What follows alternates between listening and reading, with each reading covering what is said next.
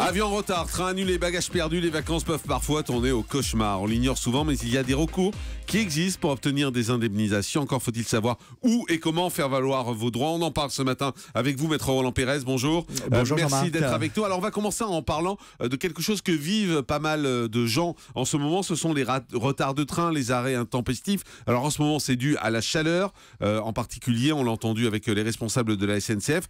Quels sont nos droits dans ces cas quand on se retrouve dans des trains qui sont bloqués avec parfois 40, 45 degrés même dans certains wagons et des trains qui n'avancent plus? Alors il faut savoir que la SNCF est extrêmement difficile en matière d'indemnisation. C'est-à-dire a priori, il refuse toute indemnisation. Le principe étant le suivant. Plus de 30 minutes de retard, vous avez un droit acquis à indemnisation qui peut être le remboursement total ou partiel de votre billet. Mais vous avez pu rater un examen, vous avez pu rater un entretien d'embauche, vous avez pu rater un avion, vous avez pu rater des nuitées de vacances parce que là c'est le moment des vacances. Là il faut véritablement faire la preuve de la démonstration de votre préjudice. Il n'y a pas, comme on va le voir pour les vols et les retards d'avion par exemple, ou les annulations d'avion, il y a une législation européenne en matière de train. Le train, lui, c'est intra-muros français.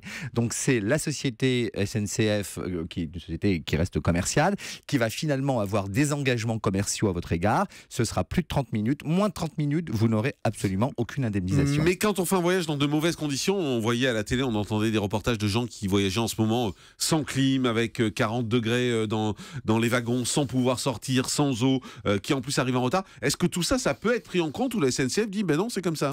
La SNCF se retranche derrière le cas de force majeure. On vous dit, les conditions climatiques, nous ne sommes pas responsables. Les avaries de train, les avaries sur les voies, dont nous ne sommes pas responsables, parce que nous ne sommes pas responsables si on était responsable de l'impréparation des voies, oui, mais si c'est quelqu'un qui se jette sur la voie, si c'est quelqu'un qui sabote la voie... Un retard, par exemple, à cause d'un suicide, la SNCF n'est pas responsable. Non, un sabotage de voie, la SNCF n'est pas responsable. C'est le cas de force majeure, c'est-à-dire que c'est imprévisible, c'est extérieur à la SNCF, donc la SNCF vous dit, voilà, nous sommes comme vous, tributaires malheureusement de ce genre d'incident. Alors il y a des millions de gens qui vont voyager aujourd'hui dans le train, on le sait, certains se font voler leurs bagages, parfois dans le train. Comment ça se passe? Alors là c'est terrible, parce qu'en fait, en matière de bagages, on ne le sait pas suffisamment, vous êtes responsable de vos bagages. Vous mettez vos bagages juste au début du train, c'est-à-dire que vous avez des emplacements prévus pour cela, vous mettez vos bagages et vous devez les surveiller, c'est-à-dire quasiment vous levez quasiment toutes les 10 minutes pour savoir si vos bagages sont toujours là. Bon, a priori, il y a peu de chances qu'ils disparaissent pendant le trajet, puisque personne ne peut descendre. Mais à chaque escale, à chaque moment à chaque station où le train s'arrête, vous devez les surveiller parce que vous êtes responsable de vos bagages. Vous n'avez le droit à aucune indemnisation. Aucune indemnisation.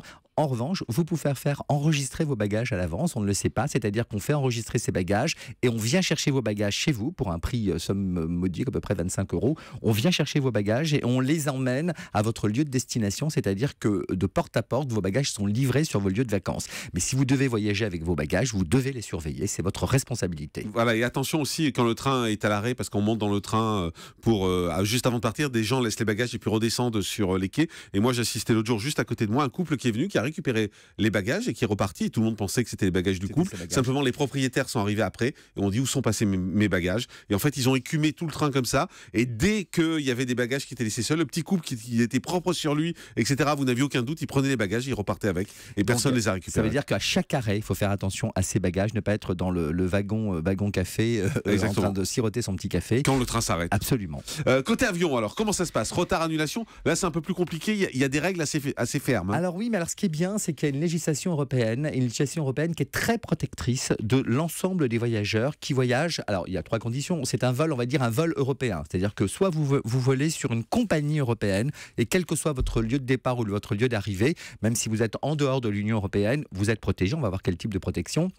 Si en revanche vous partez également le départ de la ville de départ, c'est également une ville européenne, pas de difficulté non plus. Ou si vous arrivez sur une ville, un pays européen, là aussi pas de difficulté. Donc nous sommes dans un vol européen.